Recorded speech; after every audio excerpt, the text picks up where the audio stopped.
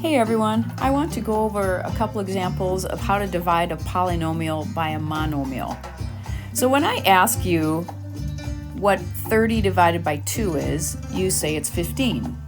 If I ask you what 1/2 of 30 is, you also say 15, because dividing by 2 and multiplying by 1/2 do the same thing. You get the same answer. Dividing by a number is the same as multiplying by its reciprocal. So we're going to apply that to polynomials here. So here I have a polynomial that's being divided by 3. I can write it with this division symbol, but I most likely will write it with the division bar. So when I write it the division bar, I have a 3 on the bottom.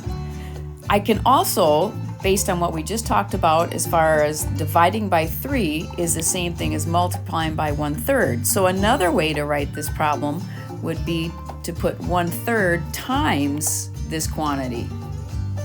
Now if I do that, then I'm going to look at distributive. Distributive tells me that I'm going to multiply 1/3 all the way through.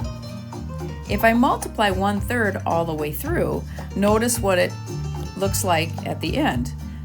What was the single denominator shows up as a denominator for every single term. And if we do that, then we're free to cancel. I can say 3 goes in here once and in here twice. 3 goes in here once, goes in there 4 times. 3 goes in there once and goes in there 3 times. So my answer turns out to be 2x squared plus 4x plus 3. So there's definitely a benefit to taking a problem like this or like this and rewriting it so that the denominator is written under every single term. Let's look at one more example. Okay, so in this one, again, whenever you see a polynomial divided by a monomial, you can put that under all 3 terms.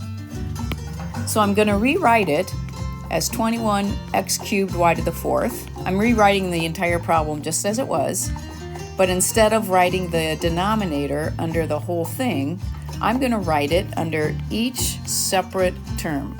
So here's my 7x squared y cubed, my 7x squared y cubed, and 7x squared y cubed. Now I'm free to cancel. So the 7 goes in there once and then 3 times. The x squared cancels 2 of these and I've still got an x left. The y cubed cancels all of these except for 1. 7 goes in there twice. The x squareds cancel each other. This y squared cancels all but one of those y's. 7 goes in there 8 times.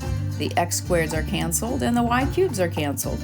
So my final answer is 3xy minus 2 over y plus 8.